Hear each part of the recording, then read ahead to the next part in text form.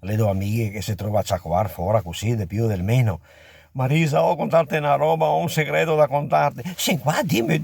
Ah, guarda, ho un problema. Ho la vagina che la sa da segola per questo motivo qua, i morosetti che mi trovo scampatuti, non sono buona di morosarmi, non sono buona. Ma non sta a piangere, dai, che sono qua per aiutarsi e per parlare, te parla, dimmi, non sono buona di morosarmi. Sta buona, dai, no, non sta a far così. Ma tu prova con qualche lavanda, con qualcosa, ma ho provato di tutto, con tutti i profumi, i detergenti, perfino col sole, quel che te lava, che te fa la liscia, che te lava il bucato, ho provato perfino con quel, e niente da fare. Ma stai, dai, su, dai. Aspetta un attimo, adesso che mi viene in mente.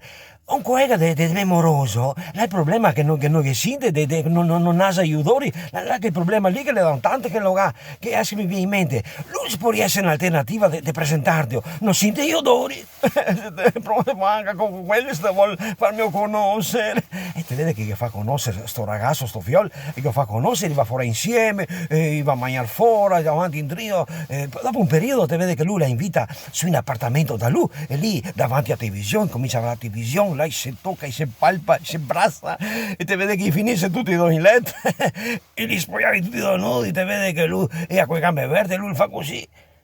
Ma sa da segua sta qua! Ma come che te fa a saperlo? Me lacrime agli occhi!